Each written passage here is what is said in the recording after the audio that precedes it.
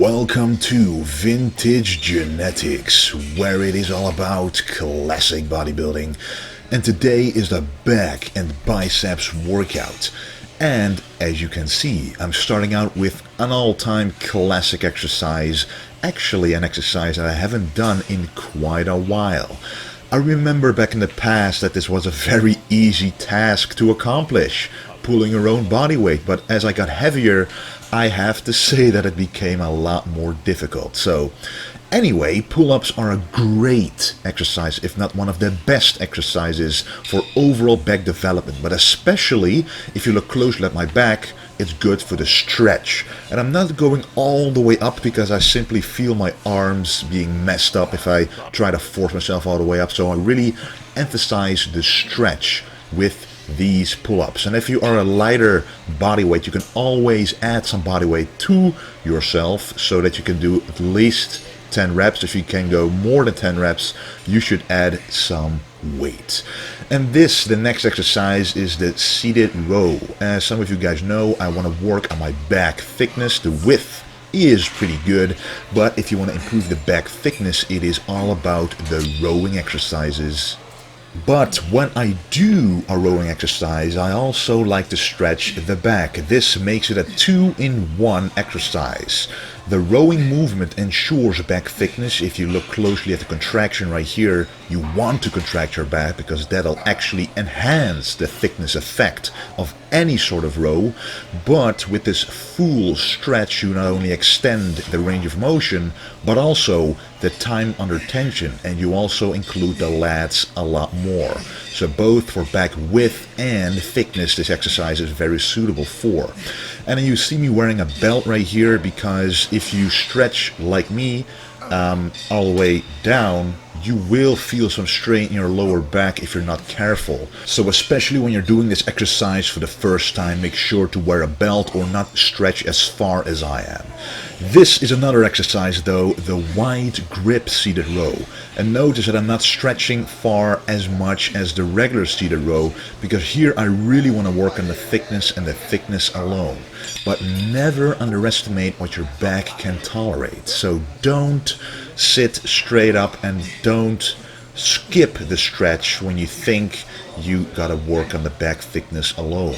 You always want to ensure that you stretch the back as much as you can in order to enhance all the muscles of your back and not just a few ones that aid in the contraction. So what I'm doing right here, again, I'm wearing a belt because this one is a little more lower back strenuous if you stretch out too much, but I'm going to protect it by using proper form and a belt at the same time. But this exercise, you notice that if you go too heavy, you won't be able to put your shoulder blades together, aka contract your back. If you can't do that anymore, you know that you're going too heavy. And this is the reverse lat pull down. I'm actually using a neutral or hammer grip. I like that a lot more than a regular lat pull down grip because it actually puts less strain on the biceps in my opinion, and it feels different. And this reverse lat pull down, the reason why I call it reverse is because I'm sitting on the bench, on that little bench right there, reverse, so I don't have anything to support my body weight, so there's no way for me to cheat, because if I do cheat and go up too fast, it'll simply take my body weight with it and it'll look really weird, so you gotta control the motion. I decided to wear a belt right here, but it only looks a little cool, but it didn't really add any effect. Just wanted to see what the reason was why so many bodybuilders use a belt on a lat pull down, and I really have to say it kind of restricted my motion, so I would advise against it. But now these are paused barbell rows. I saw Antoine Vaillant do these ones with a lot heavier weight, of course, but this is at the end of my workout, and I have to say I really like this. I did these before, tested them out, and the contraction you get on here is incredible.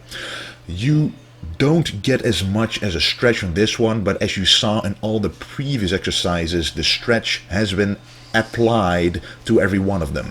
So if you want to work on a thickness, at least do one exercise that really focuses on the contraction and not as much the stretch, and that's what I'm doing right here. This is a lot harder than it looks. That's why I'm only adding 5 kilogram plates to each side, because trust me, if you add too much weight, it'll simply be impossible to do it correctly. And that was it for the back exercises, and now it is time for the straight barbell curls. You have a straight barbell and an easy curl barbell.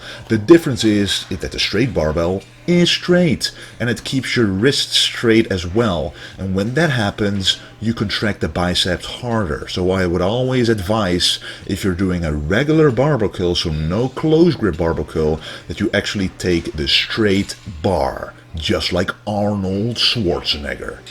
And then you don't want to go too heavy either, because you want to be able to control the weight. You want to contract the biceps and not swing your body too much. Of course, there's always going to be some movement, even when I'm having good form right here. If you look closely, my upper body is moving a little bit, but it's just a natural way for your body to accomplish a task like a curl. So don't worry about that too much, but if you go too heavy, you will notice your shoulders aching, your lower back aching, and that is not what you want, because you want to work the biceps.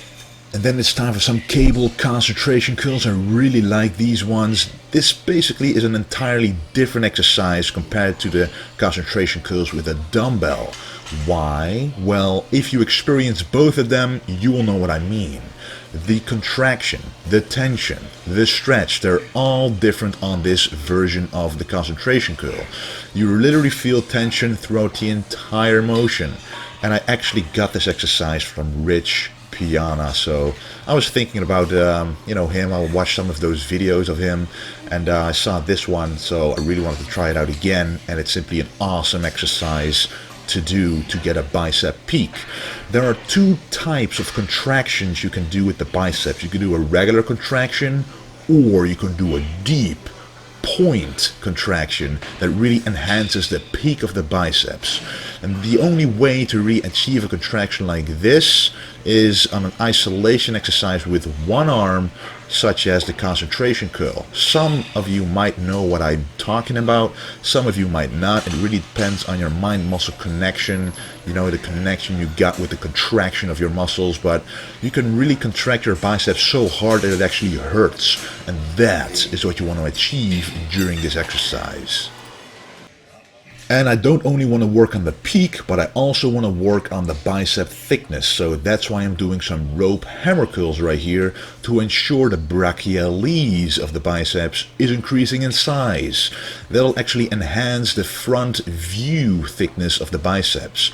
As you can see, the side thickness and the size is quite alright, but from the front it looks very different, a lot smaller in my opinion. It's all a matter of perspective. But if you want to optimize the perspective in all possible perspectives, you gotta work on those angles. If you look at your body in the mirror and you see some weak points, even though you might have great biceps, from the front they look a little weak, there are ways to fix it, guys. For example, doing an exercise like this, the rope hammer curls. This enhances the muscle of the biceps that's below the bicep heads, and if that bicep grows under those heads, it'll actually increase the width of your entire biceps, making your arms look more massive from the front. Anyway guys, that was the short and sweet but simple video of today. I want to thank you for watching, and don't forget to stay golden.